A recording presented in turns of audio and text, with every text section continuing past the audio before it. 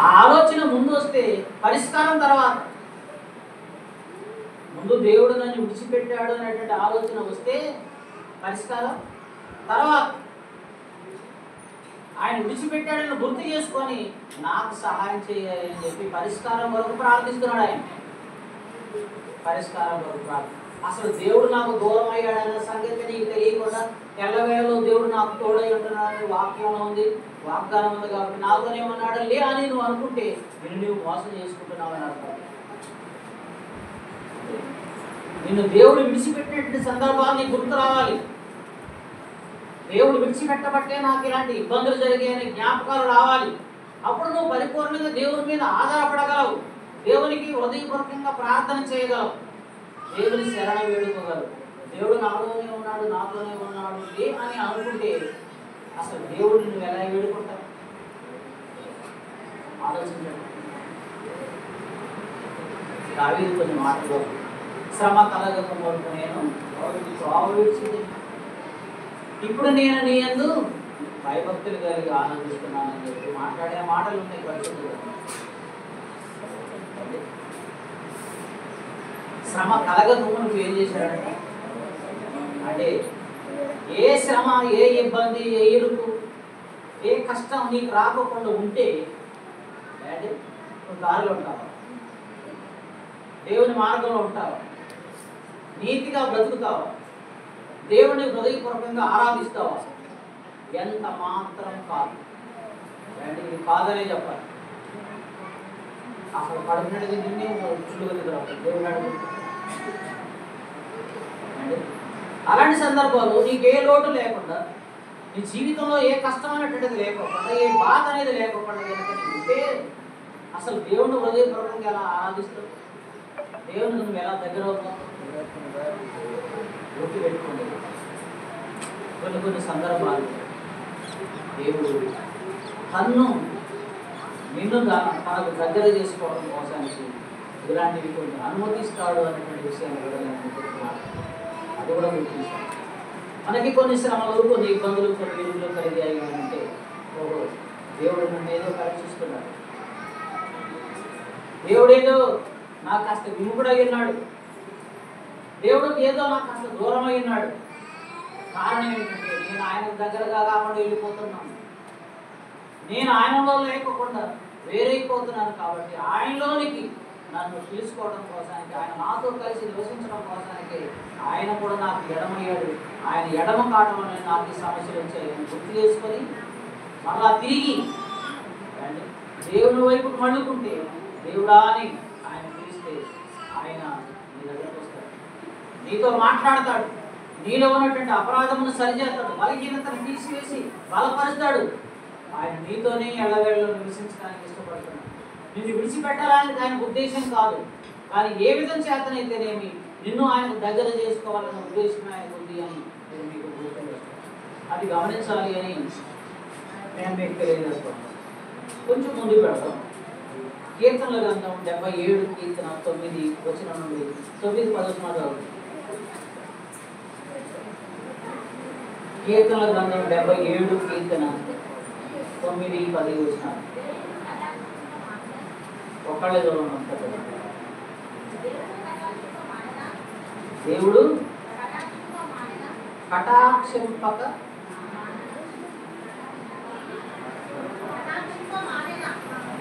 దేవుడు కటాక్షింపం ఆయన కోపించి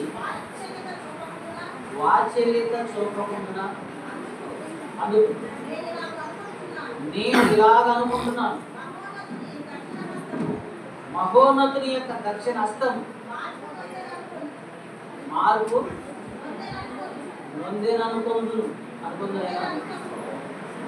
అనుకొనుటకు నాకు కలిగిన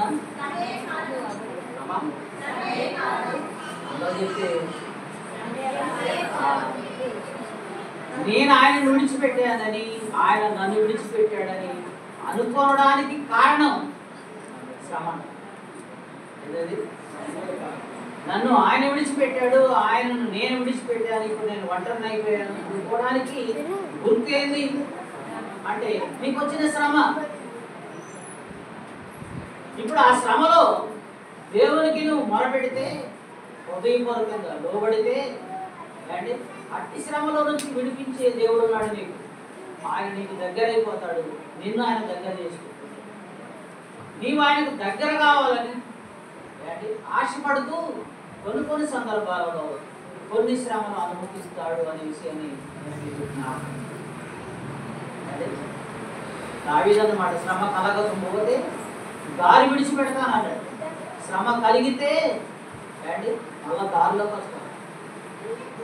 కొన్నిసార్లు కొంతమంది అన్నీ కలిసి వస్తున్నాయి, అన్నీ సవ్యంగా జరిగిపోతున్నాయి, నేను అనుకున్నట్టే జరిగిపోతాను, ఇంకా నేను దేవుని దగ్గరికి వెళ్ళాల్సిన అవసరం ఏముందని దేవునికే వ్యతిరేకంగా తిరిగి అనవసరమైనటువంటి అపరాధాలను చేసి పాపాన్ని నెత్తి మీద మోసుకుంటూ ఉంటారు. అవి బరువైపోతాయి ఒక రోజున, అవి నిన్ను కృంగ చేస్తాయి ఒక రోజున, అవి నిన్ను దుఃఖంలో ముంచి వేస్తాయి ఒక రోజున. అప్పుడు కానీ నీకు తెలుస్తుంది, అయ్యో నేను చేసినటువంటి అపరాధం నా నెత్తి మీద నీకు కూర్చుంది, నా అపరాధమే నన్ను ఈ విధంగా కృంగదీసింది అని, నా అపరాధమే ఇటు లేమిలోనికి నన్ను దిగజార్చింది అని, అనారోగ్యంలోనికి నెట్టి వేసిందని అప్పుడు నువ్వు అనుకుంటున్నావు. అదే నేనేమంటున్నానంటే, 4 దెబ్బలు కొట్టి నిన్ను బాధపరిచి ఆయన వైపు మళ్ళించుకోవడం ఒకటైతే, అసలు ఏ దెబ్బ కొట్టకుండా ఒక్క మాట వలన ఆయన సన్నిధిలో నిలకడగా నిలబడడం, ఈ 2 విషయాలు మనం జ్ఞాపకం చేసుకుంటే ఏది బెటర్? మీకు అర్థమైందని చెప్పి మనం దారి తప్పిపోతే అనేకమైన దెబ్బలు కొట్టి దారిలో నడిపించేది ఒకటి, ఏ దెబ్బ కొట్టకుండా కేవలం మాట చేతనే మనం ఆయనకు అనుకూలంగా బ్రతకడం మరొకటి. ఏది బెటర్ అంటారు ఇందులో? మాట విని నిలకడగా బ్రతకడమే బెటర్ కదా. చాలా మంది బ్రతకడం సాగు కాదు, అందుకని వాళ్ళకి వాతలు పడాలి. ఏం పడాలి? వాతలు పడాలి. వాతలు పడితేనే కానీ మన గుర్తురాడు దేవుడు, ఆ భక్తి గుర్తురాదు, ఆ విశ్వాసం గుర్తురాదు. అలా ఉండేవాడు చాలా మంది. దేవుని యొక్క వాక్యం చెబుతున్నప్పుడే భయపడి దేవుని యొక్క వాక్యం ప్రకారం బ్రతకడం అనేది జ్ఞానయుక్తమైనటువంటి పని. అది మంచి భక్తి కలిగినటువంటి వ్యక్తి చేసే పని. కానీ కొంతమంది మాటతో మారదు, మాటను నిర్లక్ష్యం చేస్తారు, మాటను నమ్మకుండా దాన్ని విసర్జించి వారి హృదయంలో పుట్టిన తప్పుడు ఆలోచనల ప్రకారంగా జీవిస్తారు. అప్పుడు దేవుడు మరి మాట వల్ల వీళ్ళు బ్రతకడు, ఈ పద్ధతి కాదు ఇంకొక పద్ధతిని ఏర్పాటు చేయాలని చెప్పి ఏం చేస్తాడు దేవుడు? అది ఆ బాధలకు అప్పచెప్తాడు, శ్రమలకు అప్పచెప్తాడు. ఆ శ్రమలలో ఆ బాధలు అప్పుడు వస్తుంది బుద్ధి కొంతమంది. ఒకవేళ అప్పుడు కూడా బుద్ధి రాలేదనుకో, దేవుడు మాట చేత చెప్పినా బుద్ధి రాలేదు, అంటే దెబ్బలు కొట్టి చెప్పినా బుద్ధి రాలేదు, వాడు అలాగనే వెళ్ళిపోతున్నాడు అనుకో. మరొక మాట ఏమంటాడు తెలిసిన? ఎన్ని మారులు మీరు మాట్లాడండి, ఎన్ని మార్లు గర్తించిన లోబడిన వానికి అనాథగా అది మీ నోటి తినడానికి. ఎన్నిసార్లు గర్తించినా లోపడకపోతే తిరిగి హఠాత్తుగా వస్తుందంట మరణం. జాగ్రత్త. మరణానికి కూడా భయపడవా? మరణానికి భయపడకుండా నడుడు ఎవరు? ఆలోచించండి. ఒకవేళ మీరు ఇచ్చుకుంటారేమో దేవుని భక్తులు మరణించడం మంచిదే కాదు, భక్తులు అయితే కాదు మంచిది కాదని అసలే భక్తిహీనుడు అని భక్తిహీనమైనటువంటి కార్యక్రమాలు చేస్తుంది. ఆ కార్యక్రమాలను బట్టే దేవుడు హఠాత్తుగా నీకు మరణాన్ని సంభవింపజేశాడు. ఇక నువ్వు పరలోకానికి ఏడబోతావు? పోతావా?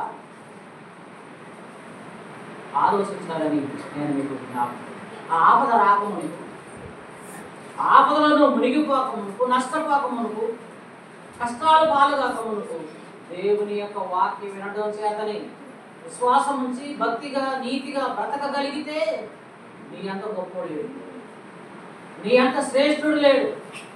అంటే ఈ భూమి మీద గౌరవ మర్యాదలతో పాటు పరలోక రాజ్యంలో దేవుని దగ్గర నీకు ఎక్కువ ఘనత ఉంటుంది. అలా నమ్మకమైన మనిషి దాసుగా శరీర జీవిత కాలంలో కొంచెంలో నువ్వు నమ్మకంగా ఉన్నావు, ఎక్కువలో నువ్వు నమ్మకం ఉంటావని చెప్పి ఎక్కువ ప్రాపత్తి, ఎక్కువ మీద అధికారం, అందరి ప్రజల ముందు నీకు ఒక అధికారాన్ని దేవుడు అప్పచెప్పి ఎంత అతిశయం ఉండేది, ఎంత ఆనందం ఉండేది. ఒకసారి ఆలోచించాడు. అట్టి గొప్ప బహుమతి మనం పొందాలి అని అంటే మాటకే లోబడాలి. మాటకే మనకు సామెత తెలుసు, మనిషికి మాట పూర్తి చేస్తారని నాకు మనిషికి మాట, తర్వాత గొడ్డుకు దెబ్బ, గొడ్డు దెబ్బ. మాట చెప్తే మనిషి మారాలి. మారలేదు అనుకో, నువ్వు పశువు అయిపోయావు అర్థం.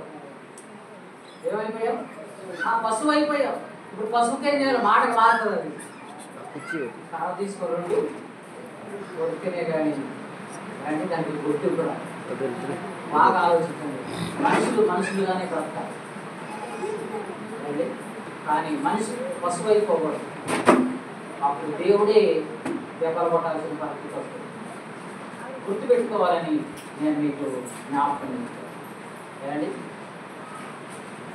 ఒక మాట విలాప వాక్యములు 5:20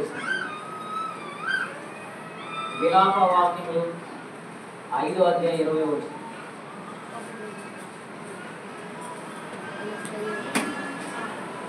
అమ్మా, నీవు మమ్మల్ని ఎల్లప్పుడూ మరిచిపోవటం ఎలా? మమ్మల్ని ఇంతకాలం విడిచిపెట్టటే ఎలా? వీళ్ళు ఏమంటున్నారు? నీవు మమ్మను ఎల్లప్పుడూ మరిచిపోవటం ఎలా? మమ్మల్ని ఇంతకాలం విడిచిపెట్టటే ఎలా అంటే, ఇప్పుడు ఈ మాటలు ఇశ్రాయేలీలే మాట్లాడుతున్నటువంటి ఇశ్రాయేలీలు దేవుడు ఎల్లప్పుడూ విడిచిపెట్టేవాడుగా ఎంతో కాలం విడిచిపెట్టేవాడుగా వారికి కనబడుతున్నాడు. ఉద్దేశపూర్వకంగా ఆ ఇశ్రాయేలు ప్రజలు నష్టపోవాలని లేకపోతే కష్టాలు పాలు కావాలని దేవుడు వారిని విడిచిపెట్టాడు. ఎంతకాలం ఉద్దేశపూర్వకంగా దేవుడు ఏ మనిషిని కూడా ఆ బాధలకు శ్రమలకు అప్పచెప్పడు. ఒకవేళ ఉద్దేశపూర్వకంగా బాధలకు శ్రమలకు కనుక దేవుడు అప్పచెప్తే రెట్టింపు ప్రతిఫలం తర్వాత పొందుతారు. ఏవో చూసి మనం నేర్చుకోవాలి. ఎందుకంటే ఏవో పాపం చేసి శ్రమం తెచ్చుకోవాలి. దేవుని యొక్క పరీక్షలో ఆయన ఇబ్బందులు పడ్డాడు. దేవుడే పరీక్ష పెట్టి అన్ని ఇబ్బందులు పెట్టినా ఏవు కొనకలేదు. దేవుడి నుండి దూరం అయిపోలేదు. దేవుడు నన్ను విడిచిపెట్టి నాకు అన్యాయం చేశాడని అనలేదు. ఆ కారణం చేత దేవుడు అతను రెట్టింపుగా ఆశీర్వదించాడని నేను మీకు జ్ఞాపకం లేదు. కానీ తనంతకు తాను అపరాధం తెచ్చుకున్నట్టు చేసి దేవుని దృష్టిలో అపరాధం అయిపోయినటువంటి సౌలు ఉన్నాడు. దేవుడు చెప్పిన మాట సౌలు వినక తనంతకు తానే తన మీదకి శాపాన్ని తెచ్చుకున్నాడు. సింహాసనాన్ని కోల్పోయాడు. చివరికి ప్రాణాన్ని కూడా కోల్పోయాడు. దేవుని మాట వినకుండా, దేవుడు చెప్పింది చేయకుండా, ఇదిగో నువ్వు దేవునికి వ్యతిరేకంగా ఈ కార్యం చేసిన కారణం చేత నీ సింహాసనాన్ని నీ చేరువాని వేరే వానికి దేవుడు చేశాడని సమయం మాట్లాడాడు. నీకు సింహాసనం లేదు అని చెప్పాడు. నిజంగానే జరిగిందంటే జరిగింది. మరి అయ్యో దేవుడు నాకు గుర్తు చేశాడు, నేను అపరాధం చేశానని సౌలు గనక మనసు మార్చుకుంటే దేవుడు మరొక విధంగా సింహాసనాన్ని స్థిరపరిచేవాడు. కానీ అలా అనకుండా ఇదిగో ఇవే దేవునికి అర్పించాలని మరలా ముందు ఆశపడ్డాడు. తన కొరకని తెచ్చుకుంటున్నాడు. సమూయేలు పోయి అడిగేసరికి ఇక దేవునికి బలి అర్పించాలని అంటే ఎవడో దగ్గర తెచ్చినటువంటి ఆర్యాయుసం దేవుడికి కావాలి. నీ దగ్గర లేవు గొర్రెలు, నీ సొంత ప్రాపర్టీ నీకు లేదా దేవునికి అర్పించడానికి?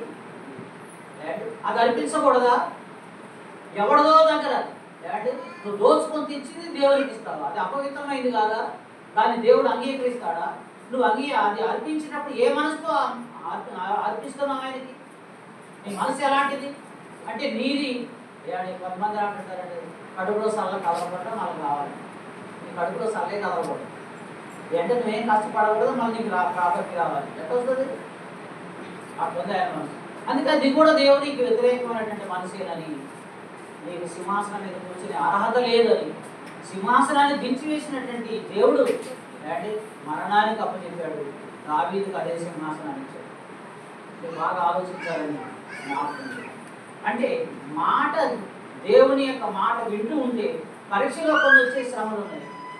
లేదు, దేవుని మాట వ్యతిరేకించి తనకు తాను శ్రమలు తెచ్చుకున్నటువంటి వారు కూడా కొంతమంది ఉన్నారు. గుర్తుపెట్టుకోండి. అందరూ ఏబునే గుర్తు చేసుకొని ఏబుకు రాలేదా శ్రమలు అని మనం అనుకుంటే ఏబుకు వచ్చాయి కాదని చెప్పాం. అసలు ఏబుకు ఎందుకు వచ్చాయి అది ప్రశ్న.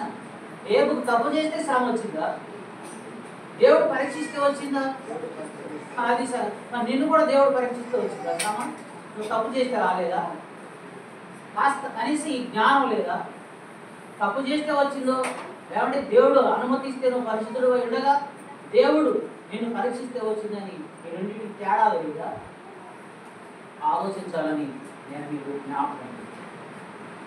నువ్వు మమ్మల్ని మర్చిపోవటం ఎలా? ఎంతకాలం మర్చిపోతావు అని చెప్పి ఏంటి ఇక్కడ విలాప వాక్యములో దేవుని ప్రజలైనటువంటి ఇశ్రాయేలు దేవునికి మొరపెడతారు. నేను మీకు జ్ఞాపకం చేస్తున్నాను, యేసుక్రీస్తుకు ముందు 400 సంవత్సరాల కాలం నిశ్శబ్ద కాలం అని చరిత్రకాలం చెప్తుంది. అంటే 400 సంవత్సరాలు కూడా దేవుడు ఇశ్రాయేలుతో మాట్లాడలేదు. ఇశ్రాయేలుకు దేవుడు దూరంగానే ఉన్నాడు. ఇశ్రాయేలు ప్రజలకు ఆయన సహకారిగా లేడు. కనీసం మాట అయినా మాట్లాడేటువంటి పొజిషన్ లేడు. సుమారు 400 సంవత్సరాలు. ఒకరోజు 2 రోజులు బాగా ఆలోచించండి. వారు ఈ మాటలు మాట్లాడుతున్నది అలాంటి సందర్భాలను పురస్కరించుకోండి. 400 సంవత్సరాలంటే మామూలుగా అది ఎంత కాలమై ఉంటుంది చెప్పండి. ఒక్కొక్క మనిషికి 100 సంవత్సరాల కాలమైనా 4 తరాలు. 4 తరాల కాలంలో దేవుడు అసలు ప్రత్యక్షం కావడం లేదు. దేవుడు వారితో మాట్లాడడం లేదు. దేవునికి వారికి ఎడబాటు కలిగిన కాలం అది. ఎంత భయంకరమైనటువంటి కాలము, ఎంత భయంకరమైనటువంటి పరిస్థితులు. దేవుడిని జ్ఞాపకం చేస్తుంది. దేవుడు ఇశ్రాయేలుకే పరిమితమైపోయిన దేవుడు అంటే వాళ్ళు అపరాధం చేయడం వలన వారిని విడిచిపెట్టి వాళ్ళకి దూరంగా ఉంటూ కొంతకాలం వ్యవధి తర్వాత ఆయన అనుకున్నాడు, ఒక్క ఇశ్రాయేలుకి నేను అంటే దేవుడిని ఉండడం లాభం లేదు, వీళ్ళే నాకు నమ్మక ద్రోహం చేశారు. కాబట్టి ఇప్పుడు నేను అన్ని జనాంగాలందరికీ సహకారిగా, అందరినీ రక్షించే ఒక రక్షకుడిగా, అందరికీ మేలు చేసేటువంటి వ్యక్తినిగా ఉండాలి అని దేవుని యొక్క ఉద్దేశం. ఆ 400 సంవత్సరాల తర్వాత అంటే అప్పుడు కానీ కన్యకైనటువంటి మరియమ్మకు దేవుని ప్రత్యక్షత కలిగింది. దేవుని యొక్క దూత వర్తమానం తీసుకుంది. ఆ తర్వాత యేసుక్రీస్తు ద్వారా మాట్లాడాడు దేవుడు. అన్ని జనాంగాలందరికీ ద్వారాలు తెరిచాడు దేవుడు. ఇశ్రాయేలుకే పరిమితమైనటువంటి దేవుడు అన్ని జనులందరికీ సమీపంగా కావడానికి యేసుక్రీస్తు ద్వారా ఆయన ప్రణాళికను సిద్ధం చేసి ఇప్పుడు పరిస్థితి ఎలా చేశాడో తెలుసా? ప్రతి దినము దేవునితో మనుషులతో మాట్లాడే అవకాశాన్ని కలిగించాడు. 400 సంవత్సరాలు ఎక్కడ, ప్రతి దినం ఎక్కడ? మీరు బాగా ఆలోచించండి. ప్రతి దినము దేవుడు ప్రజలతో మాట్లాడాలని ఇష్టపడుతున్నాడు. ప్రతి దినము దేవుడు ప్రజలకు సమీపంగా ఉండాలని ఆశపడుతున్నాడు. ప్రతి దినము అంటే దేవుని ప్రజలకు తోడుగా ఉండాలని దేవుడు ఆశపడుతున్నాడు. దేవుడు ఎంతగా మనతోనే ఉండాలని ఆశపడుతూ మన దగ్గరకు వచ్చి బ్రతిమలాడి చెప్తున్నట్టే చెప్తున్నాడు, మరి నాయన మనసు మార్చుకోవాలి, నేను నీకు తోడై ఉంటాను, నువ్వు మనసు మార్చుకో, నువ్వు పరలోక రాజ్యానికి వస్తావు నాతో పాటు. కాబట్టి జ్ఞాపకం చేసుకొని ప్రతి దినం హెచ్చరిక, ప్రతి దినము దేవుని యొక్క వాక్యంతో దేవుడు మనుషులతో మాట్లాడటం ఇలా జరుగుతుంటే అంటే ప్రతి దినము మాట్లాడుతున్న విని విని విని విని విని ఏమైపోయింది తెలుస్తున్నాం, విని విని విని విని సేదైపోయినట్టు పాపం. ఎందుకంటే ప్రతి దినం వింటున్నాం కదా, సేదైపోతుంది పాపం. మాట విలువ లేకుండా వాళ్ళ 400 సంవత్సరాలకు ఒకసారి మాట్లాడితే అప్పుడు కానీ తెలుస్తుంది ప్రజలకు, అమ్మో దేవుడు మనకు దూరం అయిపోతే ఎంత ఇబ్బంది. ఎన్ని శ్రమలు, ఎన్ని కష్టాలు, ఆ కష్టాలన్నీ వాళ్ళు అనుభవించిన అనుభవం నుంచి వాళ్ళు మాట్లాడుతున్నారు. ఎంత కాలం ఇంకుంటారో మా మీద కనికరపడవా, మాతో నీ ఉండవా, మాతో మాట్లాడవా. అని వాడు బ్రతిమలాడుకుంటున్నారు. అట్టి పరిస్థితి వస్తుంది, జాగ్రత్త. దేవుడు తరచుగా ప్రతి దినం నీతో మాట్లాడుతూ ఉంటే, ప్రతి దినం వినబడుతున్నాయి కనుక నువ్వు వాటిని నిర్లక్ష్యం చేస్తే, విలువైన మాటలను నిర్లక్ష్యం చేసిన కారణం చేత దేవుడు పూర్తిగా నీకు దూరం అయిపోవాల్సినటువంటి పరిస్థితి వస్తుంది. 400 సంవత్సరాలు కాదు, ఎన్నిసార్లు అండి నీకు వాక్యం వినబడుతున్నా నువ్వు మారు మనసు పొందకపోతే పూర్తిగా దేవుడు నిన్ను విడిచిపెట్టేటువంటి పరిస్థితి వస్తుంది. అప్పుడు నువ్వు నరకానికి వెళ్తావు. ఇక దేవుణ్ణి కలుసుకునే పరిస్థితే లేదు, దేవుని సన్నిధిలోకి వెళ్ళే పరిస్థితే నీకు లేదు, దేవుణ్ణి ప్రార్థించే అవకాశమే నీకు లేదు. నిత్య నరకం అక్కడ కానీ తెలుస్తుంది. అయ్యో, నా బోధకులు నాతో చెవులు కిందున్నట్టు మాట్లాడుతున్నప్పుడు నేను ఆ మాటలు వినలేదు. దేవుడు తను ప్రేమించి అంటే నా మీద ఆయనకున్నటువంటి ప్రేమ చేత ఈ విధంగా తన వాక్యంలో నుండి నన్ను హెచ్చరించినప్పుడు నేను ఆ మాటలు నిర్లక్ష్యం చేశాను. ఇప్పుడు నేను దేవుడి నుండి దూరం అయిపోయి కష్టాలను అనిపిస్తున్నాను, శ్రమలు అనిపిస్తున్నాను, బాధలు అనిపిస్తున్నాను. ఈ బాధలో నుంచి నన్ను ఎవడు బయటికి తీస్తాడు? ఎంత మొత్తుకున్నా నీ మొర ఆలకించేవాడు కానీ, నీ బాధలో పాల్పంచుకునేవాడు కానీ ఉండని అది ఎడబాటు కాదు, శాశ్వత ఎడబాటు కాదు. ఒకసారి ఆలోచించాలి. ఇవి శావుకులుగా నేను చెప్తున్న మాటలు కాదు, సర్వశక్తిమంతుడైన దేవుడు చెప్తున్న మాట. ఇశ్రాయేలు దేవుడు వారు దేవునికి వ్యతిరేకంగా అపరాధములు చేసి జీవించినప్పుడు వాడు చేసిన అపరాధంలో దేవుడు కలిసి వారితో నివాసం చేయడానికి ఇష్టపడతారు. వారికి ఎడమైపోయాడు. 400 సంవత్సరాలు దేవుడు వారికి ఎడమైపోయాడు. వారితో మాట్లాడడం కూడా లేదు. అలాంటి భయంకరమైనటువంటి పరిస్థితి. ఎన్ని శ్రమలు అనుభవించారో, ఎన్ని ఇబ్బందులు అనుభవించారో, ఎన్ని కష్టాలు అనుభవించారో మొరపెడుతున్నటువంటి వాళ్ళకి తెలియాలి. ఇవన్నీ రాయబడ్డాయంటే మనకు భూమికలుగా మనం అలాంటి మొండి హృదయాలతో ఉండకుండా కాస్త మాంస హృదయాలు కలిగినటువంటి వాళ్ళని మనసు మార్చుకోవడానికి ప్రయత్నం చేస్తాం. అంటే దేవుని యొక్క మాటలకు లోబడి, దేవుని కట్టడలకు లోబడి, దేవుని చేత మనం ప్రభు పొందినటువంటి వారిని జీవించాలని ఉద్దేశించుకుని దేవుడి మాటలు మాట్లాడుతున్నాడు అని నేను జ్ఞాపకం. ఇవన్నీ చెప్పడానికి సమయం లేదు, ఇప్పటికే సమయం అయిపోయింది. నేను 5వ వచనం చదివి ముగిస్తాను. 13వ కీర్తన పాటలు వస్తున్నాను.